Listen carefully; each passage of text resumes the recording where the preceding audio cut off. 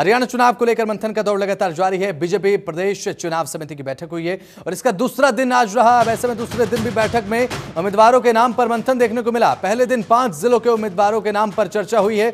17 जिलों में बीजेपी प्रत्याशियों के नाम पर आज मंथन देखने को मिला। ये बड़ी खबर आपको बता रहे हैं। तो चुनाव का दौर शुरू होते ही अब बैठकों का दौर भी शुरू हो चुका है। अब मंथन का दौर शुरू हो चुका है। दूसरे दिन भी बैठक में उम्मीदवारों के नाम पर चर्चा हुई है और पहले दिन 5 जिलों में उम्मीदवारों के नाम पर चर्चा देखने को मिली। दूसरे दिन 17 जिलों में उम्मीदवारों के नाम पर मंथन देखने को मिला है। भारतीय जनता पार्टी पूरी तरह से फोकस्ड हो चुकी है हरियाणा विधानसभा इलेक्शंस को लेकर और अब ये ऑन द ग्राउंड नजर आ रहा है। ऑन द टेबल बैठकों का दौर शुरू हो चुका है और एक बार फिर से हरियाणा के फिजाओं में अब चुनावी हवाएं बहने लगी हैं। अब सियासत लगातार बल खाती जा रही है। बैठकों का दौर शुरू हो चुका है और हरियाणा में बीजेपी खेमे में ये महत्वपूर्ण बैठक देखने को मिली।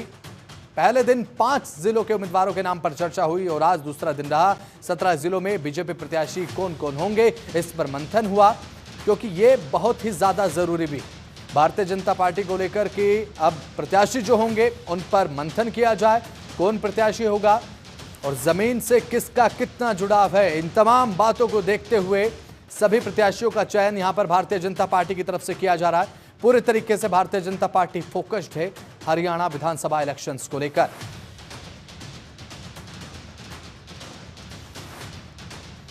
तो 17 जिलों में बीजेपी प्रत्याशियों के नाम पर आज मंथन हुआ है। ज्यादा जानकारी के साथ हमारी संवाददाता शिखा शर्मा हमारे साथ लाइव जुड़ चुकी हैं। शिखा, अगर बात करें हरियाणा विधानसभा इलेक्शन की, तो फिलहाल इस इलेक्शन को लेकर Bharatiya Janata party extra focused नजर आ रही है। बैठकों का दौर शुरू हो चुका है और फिलहाल जो प्रत्याशी भारतीय जनता पार्टी के होंगे उन पर मंथन चल रहा है। बेहद जरूरी भी है भारतीय जनता पार्टी के लिए। जी बिल्कुल, देखिए जब 2019 के चुनाव के जो रिजल्ट्स निकल कर आए थे, कहीं ना कहीं उस समय बीजेपी को एक गठबंधन करना पड़ा था, पर बीजेपी चाहती है कि इस पर उन्हें गठबंधन ना करना पड़े और एक पूरी बहुमत के साथ सरकार जो है वो बने। इसलिए कहीं ना कहीं जो प्रत्याशी जो अब उम्मीदवार जो घोषित किए जाएंगे वो एक एक ऐसे उम्मीदवार घोषित किए जाने की उम्मीद की जा रही है जो जनता से बिल्कुल जुड़े हुए हो, जनता की हर एक परेशानी के बारे में वो जानती हो या लगातार पार्टी के हक में वो लगातार जनता के बीच में जाते रहे। और कहीं ना कहीं शायद इसलिए जितना समय लग रहा है लिस्ट को जारी होने में, जिसका हर कोई वेट कर रहा है। सबसे बड़ी बात है 2 दिन की ये बैठक जो है वो चल रही है। कल 5 जिलों को लेकर बैठक हुई, आज 17 जिलों को लेकर बैठक हुई है और साथ साथ ये भी कहा गया है कि अगले हफ्ते के लिए 2 से 3 दिन के अंदर पहली सूची जो है प्रत्याशियों की वो जारी हो जाएगी। और सबसे बड़ी बात है कि बीजेपी का मेन फोकस ये है कि जो भी उम्मीदवार हो वो ऐसा उम्मीदवार हो जो जनता से जुड़ा हुआ हो और ऑन ग्राउंड उसको हर वो एक समस्या पता हो जनता की, या जनता जो है कहीं ना कहीं वो भी उससे कनेक्ट कर पाए। शायद इसलिए इतना टाइम जो है वो लग रहा है। साथ साथ फीडबैक भी जो है लिया जा रहा है, क्योंकि बीजेपी जो है वो कुछ समय पहले ही अपने ऑप्शंस जो है वो हर जिले से निकाल चुकी है कि किसको उम्मीदवार बनाया जा सकता है। अब उन उम्मीदवारों को लेकर चलिए ठीक है, वो की जा रही है। तो अब भारतीय जनता पार्टी की तरफ से लगातार मंथन का दौर शुरू है। लगातार शिखा शर्मा हमारी संवाददाता जानकारी हमें दे रही हैं। शिखा, देखिए हरियाणा को लेकर अगर बात करें, लोकसभा चुनाव के जब नतीजे आए तो जब प्रत्याशियों का ऐलान किया गया था लोकसभा चुनाव को लेकर, प्रत्याशियों का चयन लोकसभा चुनाव 2024 में एक बड़ी समस्या भारतीय जनता पार्टी के लिए बनकर सामने आई, क्योंकि नतीजों के बाद भी पता चला कि प्रत्याशियों के चयन में गड़बड़ी देखने को मिली, वो इस बार देखने को नहीं मिले। इसलिए भी Bharatiya Janata party extra focus नजर आ रही है हरियाणा में विधानसभा इलेक्शंस को लेकर। 2019 की बात करें तो 10 की 10 सीट जो है वो लोकसभा चुनाव में जीत कर आए थे। इस बार 10 से वो सीट सीधा 5 हो गई, यानी आधी सीटें हो गई। तो कहीं ना कहीं नुकसान जो है वो भारतीय जनता पार्टी को लग गया कि उनसे कहीं ना कहीं सिलेक्शन के टाइम में बहुत बड़ी गलती जो है वो हुई है और वही गलती दोबारा ना हो और ऐसे ही रिजल्ट विधानसभा चुनाव में ना देखने को मिले। कहीं ना कहीं इसलिए टाइम लग रहा है और इस समय बीजेपी थोड़ा टाइम ले रही है और अपने कैंडिडेट्स जो है वो बहुत सोच समझ के निकालने की बात जो है वो की जा रही है। चलिए ठीक है, अभी फिलहाल अगर बात करें हरियाणा विधानसभा चुनाव की, शिखा, भारतीय जनता पार्टी के लिए इसलिए भी ये चुनाव जीतना बेहद ज्यादा महत्वपूर्ण हो जाता है क्योंकि अभी फिलहाल एक एंटी इनकम्बेंसी का माहौल भी बताया जा रहा है कि बीजेपी के खिलाफ इस समय प्रदेश में बना हुआ है, उससे ओवरकम करना होगा और साथ ही कार्यकर्ताओं का ख्याल जमीनी स्तर पर बेहद ज्यादा रखना होगा, क्योंकि जीत का ताना बाना जमीनी स्तर से ही शुरू होता है। देखिए सबसे कहीं ना कहीं जीत इसलिए भी इम्पोर्टेंट है कि जिस तरह से बीजेपी के सीएम चेंज किए गए, नए सीएम को लेके आया गया, उसके बाद भी कहीं ना कहीं एक तस्वीर जो है हरियाणा की वो बदली है। जब पूर्व मुख्यमंत्री मनोहर लाल खट्टर हुआ बिल्कुल। करते थे, तो शायद कुछ कार्यकर्ता जो थे वो पार्टी से नाराज चल रहे थे। उनका बिल्कुल। कहना था कि उनकी बात जो है वो नहीं मानी जा रही है। पर जब नए सीएम आए तो उन्होंने सबसे पहले यही आदेश दिए कि सारे अधिकारी जो है वो कार्यकर्ताओं की बात मानेंगे, उनके काम जी। जरूर करेंगे। अगर वो कोई गलत काम करने के लिए कहते हैं तो मुझे बताओ, वरना उनकी हर बात मानी जाए। उसके ठीक है। बाद कार्यकर्ताओं में एक जोश जो है वो दोबारा बढ़ा, वो जी। लगातार दोबारा ऑन ग्राउंड एक्टिव भी हो गए। और अब पहले गठबंधन की सरकार चल रही थी, पर जब ये गठबंधन टूटा तो उसके बाद जेजेपी भी जो है अब नायब सिंह सैनी को पसंद नहीं कर रही है, यही कह लीजिए, वो भी उनके अगेंस्ट हो रही है। यानी अब जेजेपी, इनेलो, बसपा जो गठबंधन के साथ है, कांग्रेस, आम आदमी पार्टी, बिल्कुल। ये 5 पार्टियां जो हैं इस समय बीजेपी के अगेंस्ट चल रही हैं। बिल्कुल और शिखा, साथ-साथ जेजेपी की अगर तीसरी बात बार करें तो जेजेपी का कुनबा पूरी तरीके से बिखरता नजर आ रहा है। एक के बाद एक विधायक टूट कर दूसरे दलों में जा रहे हैं। बन रही है, आप हमारे साथ लगातार जानकारी आपसे ले रहे हैं। तो हरियाणा की सियासत इस समय बल खा रही है। हरियाणा की सियासत से जुड़ी हुई एक और बड़ी अपडेट आपके टीवी स्क्रीन पर। 26 अगस्त को कांग्रेस की स्क्रीनिंग कमेटी की बैठक होगी और 4 दिनों तक प्रत्याशियों के नाम पर मंथन यहां पर चलने वाला है। आला कमान के हाथ में पूरी कमांड है। सितंबर के पहले हफ्ते में पहली सूची आ सकती है। यह बड़ी अपडेट। 26 अगस्त को कांग्रेस की स्क्रीनिंग कमेटी की बैठक होगी और यह बड़ी खबर आपको बता रहे हैं। अजय माकन इस समिति के अध्यक्ष हैं और यहां पर अध्यक्षता करते नजर आएंगे अजय माकन स्क्रीनिंग कमेटी की बैठक की। और फाइनलाइज जो प्रत्याशियों के नाम हैं वो आला कमान की तरफ से भी भेजे जाएंगे। पूरी रिपोर्ट तैयार कर आला कमान को सौंपी जाएगी। यह बड़ी खबर हरियाणा की सियासत से। हरियाणा की सियासत में अब राजनीति ने बल खाना शुरू कर दिया। जी हां, 26 अगस्त को कांग्रेस की स्क्रीनिंग कमेटी की बैठक होगी। काफी महत्वपूर्ण यह बैठक, क्योंकि विधानसभा चुनाव को लेकर कांग्रेस पूरे तरीके से अब एकजुट नजर आने का प्रयास भी हर स्तर पर कर रही है। तो ज्यादा जानकारी के साथ हमारी संवाददाता शिखा शर्मा हमारे साथ लाइव जुड़ी हुई हैं। शिखा शर्मा, बात अगर कांग्रेस के खेमे की करें, कांग्रेस के खेमे में अब स्क्रीनिंग कमेटी की बैठक होगी, अब उम्मीदवारों के नाम पर मंथन होगा और साथ ही साथ एक बड़ी चुनौती कांग्रेस के लिए यह है कि हर मंच पर अब साथ नजर आना होगा, क्योंकि यहां पर कुमारी शैलजा, रणदीप सुरजेवाला और भूपेंद्र सिंह हुड्डा पिछली बैठक में भी साथ बैठे नजर आए थे। एकजुटता का संदेश देने का प्रयास है और उम्मीदवारों के नाम पर 4 दिन तक मंथन एक बहुत बड़ा संदेश देने का प्रयास है प्रदेश में कि कांग्रेस एकजुट है।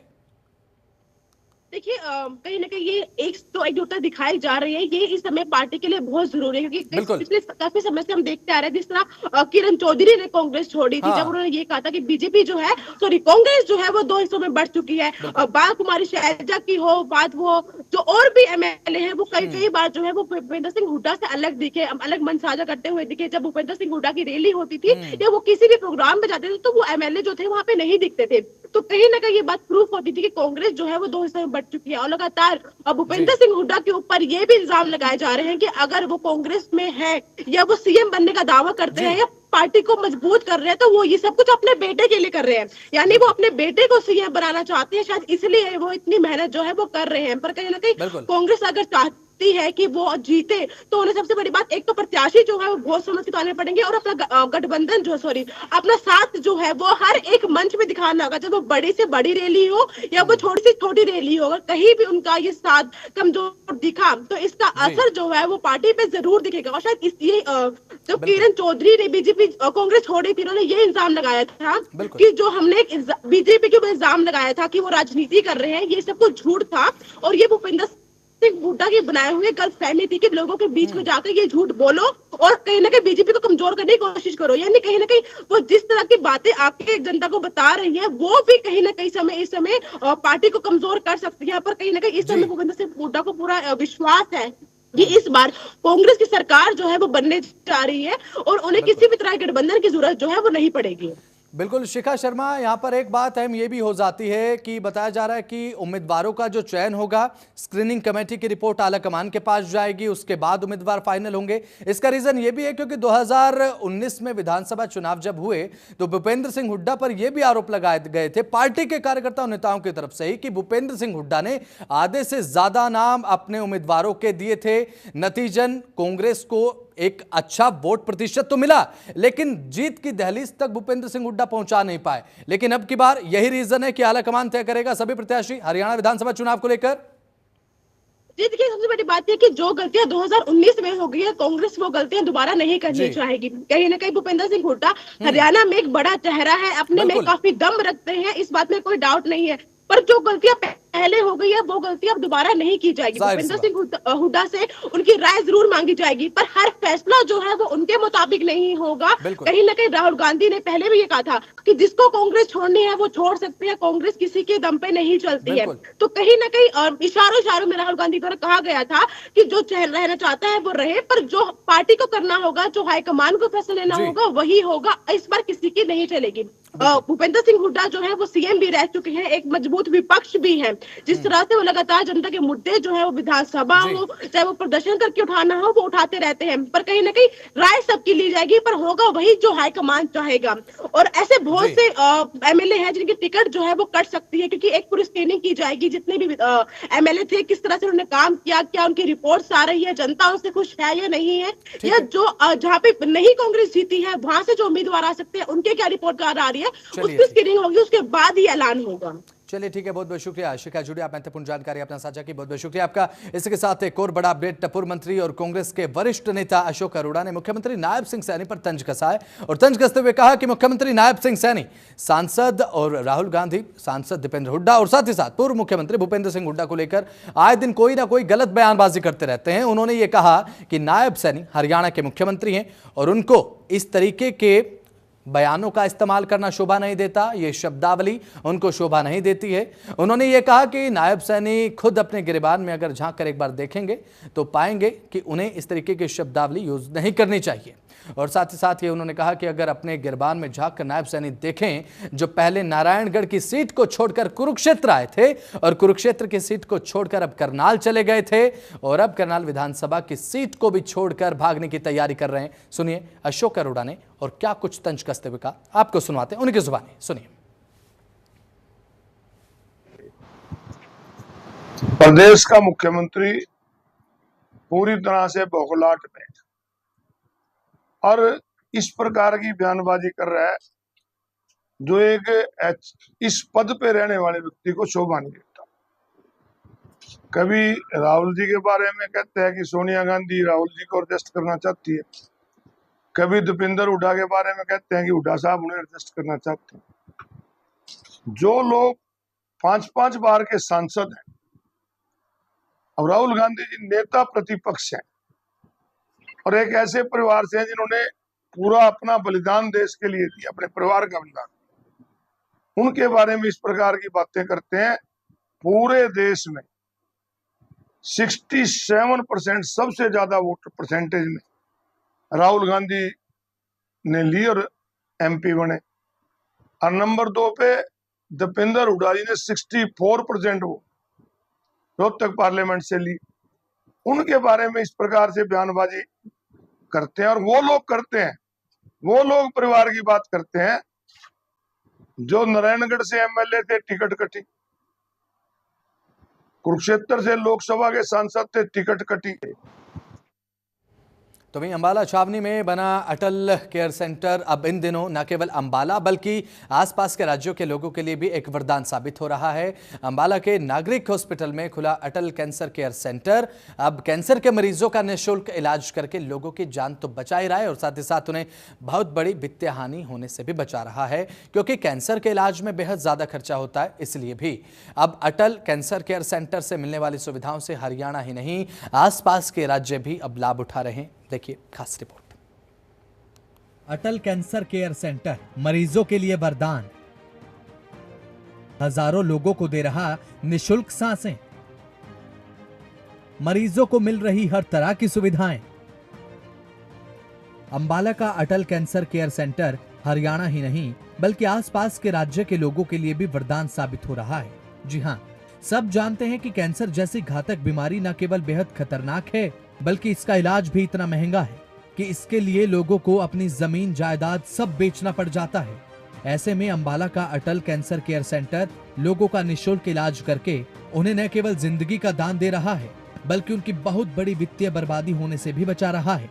यहाँ पर आने वाले मरीजों की माने तो इस अस्पताल में मिलने वाली फ्री सुविधाएं नंबर 1 हैं और यहाँ का स्टाफ और डॉक्टर कैंसर के मरीजों की देखरेख में कोई कमी नहीं छोड़ते और कहीं ना कहीं कैंसर के सभी मरीज इस सब के लिए हरियाणा के पूर्व गृह मंत्री अनिल विज का धन्यवाद करते नहीं थकते। मेरा नाम बीरमपाल है, यमुनानगर जिला पोंटा रोड कस्बे से आया हूँ। वाइफ को लेके।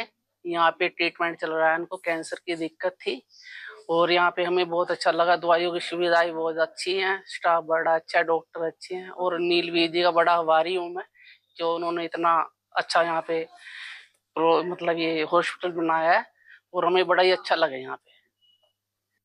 मेरा नाम गीता रानी है। मैं पोंटा रोड प्रताप नगर कस्बे से आई हुई हूँ। यहाँ पे जो अनिल विज ने ये सुविधा की हुई है कैंसर मरीज के लिए, बहुत अच्छा ट्रीटमेंट चल रहा है यहाँ पे और मेरा खुद से ही अच्छा ट्रीटमेंट चल रहा है यहाँ पे। यहाँ के जो नर्सिंग डॉक्टर सब बहुत अच्छे हैं, प्यार से बात करते हैं और दवाइयाँ वगैरह का भी हमारा पूरा यहाँ से ही अंदर से ही मिल रही है, जो हम बाहर का खर्चा नहीं कर सकते। सरकारी हॉस्पिटल में पूरी सुविधा मिल रही है। अंबाला का अटल कैंसर केयर सेंटर हरियाणा के पूर्व गृह मंत्री अनिल विज ने मई 2022 में शुरू करवाया था, जिसका उद्घाटन बीजेपी के राष्ट्रीय अध्यक्ष जेपी नड्डा ने किया था। कैंसर सेंटर के शुरू होते ही यहां पर हर रोज 2000 लोगों की ओपीडी हो जाती है, जो लगातार अब बढ़ती जा रही है। कैंसर सेंटर में रेडिएशन, कीमोथेरेपी और कैंसर की सर्जरी जैसे सभी जरूरी सुविधाएं उपलब्ध हैं। सभी तरह की सर्जरी के लिए भी इस हॉस्पिटल में मॉड्यूलर ऑपरेशन थिएटर उपलब्ध है। इसके लिए सभी एक्सपर्ट डॉक्टरों की टीम भी यहाँ पर लगाई गई है। देखिए, अटल कैंसर सेंटर मई 2022 में शुरू हो गया था, तो तब से लगभग हर रोज 2000 के आसपास की ओपीडी हम देख रहे हैं और ये दिनों दिन बढ़ती जा रही है। तो कुल मिला के अभी 50,000 से ज़्यादा लोग यहाँ ओपीडी में लाभ ले चुके हैं और लगभग 3000 के आसपास हमारा एडमिशन अभी तक है। हमारे यहाँ पर रेडिएशन, कीमोथेरेपी और कैंसर की सर्जरी तीनों ही सुविधाएं उपलब्ध हैं। जहाँ तक सर्जरी है उसमें हमारे पास एक डेडिकेटेड टीम है, ऑन्को सर्जन्स हैं, गैस्ट्रो सर्जन हैं, ब्रेस्ट सर्जरी है। सो कॉमनली ये सर्जरी, गायनेकोलॉजिकल सर्जन भी है जो बच्चेदानी के ऑपरेशन वगैरह के लिए स्पेशलिस्ट हैं। इसके अलावा न्यूरो सर्जन और प्लास्टिक सर्जन की यहाँ पे सुविधाएं हैं। हमारे पास 2 मॉड्यूलर ऑपरेशन थिएटर हैं, जिनमें लगभग 100 से ज़्यादा ऑपरेशन हर महीने हो जाते हैं। और रेडिएशन की फैसिलिटी है, उसमें लीनियर एक्सीलरेटर है हमारे पास, ब्रैकीथेरेपी है, सीटी सिमुलेटर है। तो ये सुविधाएं यहाँ रेडिएशन की उपलब्ध हैं। कीमोथेरेपी में ब्लड कैंसर्स को छोड़ के हम सभी तरह के ट्यूमर्स के लिए कीमोथेरेपी कर रहे हैं। और इसके अलावा डायग्नोस्टिक में हमारे पास सिविल हॉस्पिटल के साथ शेयर करके पैथोलॉजी लैब है, ब्लड बैंक है, इमरजेंसी सर्विसेज हैं, मैमोग्राफी है, सीटी स्कैन और एमआरआई की फैसिलिटी है। कैंसर सेंटर में रेडिएशन, कीमोथेरेपी और कैंसर की सर्जरी जैसी सभी जरूरी सुविधाएं उपलब्ध हैं। कुल मिलाकर ये कहना गलत नहीं होगा कि रोहतक पीजीआई से लेकर चंडीगढ़ पीजीआई के बीच अंबाला में बना ये अटल कैंसर केयर सेंटर कैंसर के मरीजों के लिए मील का पत्थर साबित हो रहा है।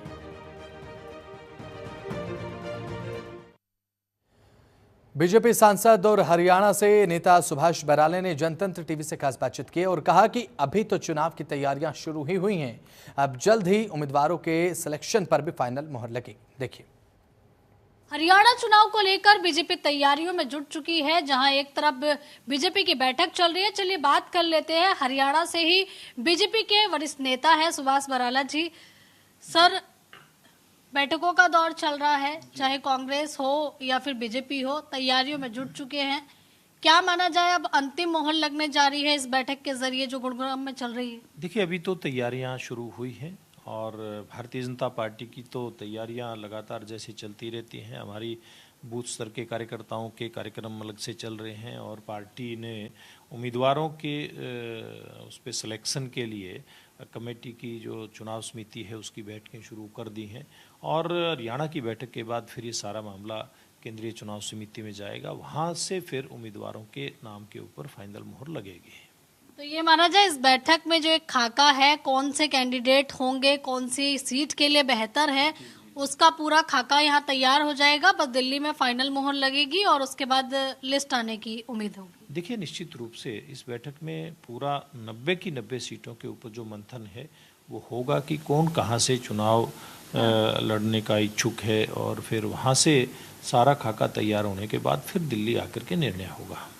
वहीं दूसरी तरफ कांग्रेस भी तैयारियों में जुटी हुई है और हुड्डा परिवार की बात करें तो वो तो सफाया करने की बात कर रहे हैं बीजेपी का हरियाणा। देखिए, सफाया तो हुड्डा परिवार का होने वाला है, कांग्रेस का होने वाला है, क्योंकि कांग्रेस पार्टी ने जो पीछे 10 साल में जन विरोधी फैसले लिए थे, बेरोजगार नौजवानों का रोजगार छीनने का काम किया था, कहीं पर जातिगत दंगे कराने का काम किया था, इस बात का जनता इन लोगों से जवाब मांगेगी और इन लोगों का सफाया करेगी और एक रिकॉर्ड बनेगा कि हरियाणा प्रदेश में तीसरी बार लगातार भारतीय जनता पार्टी की सरकार बनेगी। किसी तरह के अगर नए समीकरण अगर विपक्ष के बनते हैं तो वो कोई चैलेंज साबित होंगे बीजेपी के लिए? देखिए, अभी तो कोई इस प्रकार के समीकरण की बात ध्यान में आती भी नहीं है। अभी तो कोई इस प्रकार का कोई विपक्ष का कोई नया समीकरण आने की गुंजाइश भी दिखाई नहीं दे रही है। एक सवाल पश्चिम बंगाल से जुड़ा हुआ है। पश्चिम बंगाल की ममता बनर्जी ने, जो कि सीएम है पश्चिम बंगाल से, उन्होंने पीएम को लेटर लिखा है। उन्होंने कहा है कि कोई एक आपराधिक कानून बनाइए जिसमें लड़कियों को न्याय मिल सके, जो रेप जैसी घटनाएं जब लड़कियों के साथ में होते हैं। देखिए, ममता बनर्जी का इस सारे मामले में जो व्यवहार सामने आया है वो जनता को बड़ा अखर रहा है। किस प्रकार से एक मुख्यमंत्री होकर के जो निर्णय लेना चाहिए उनको, वो निर्णय नहीं ले रही, वो वहां पर सड़कों पे आकर के विपक्ष की तरह विरोध कर रही है। किसके खिलाफ विरोध कर रही है? जनता सब देख रही है। नाटक नौटंकी ममता जी अब चलने वाला नहीं है। जनता हर चीज जानती है और जनता को इस बात का पता है कि अगर कहीं कोई न्याय मिलने में देरी हो रही है, अगर कहीं केस की जो दिशा है उसको भटकाने का काम कर रहा है, तो ममता जी आपकी सरकार कर रही है। धन्यवाद। तो देखिए, यहाँ आप भाजपा के वरिष्ठ नेता और राज्यसभा सांसद सुभाष बराला को सुन रहे थे। कैमरा पर्सन लक्ष्मण के साथ आंचल यादव, जनतंत्र टीवी, दिल्ली। तो चलिए फिलहाल अपने हरियाणा की बात में इतना ही। आप देखते रहें जनतंत्र टीवी। नमस्कार।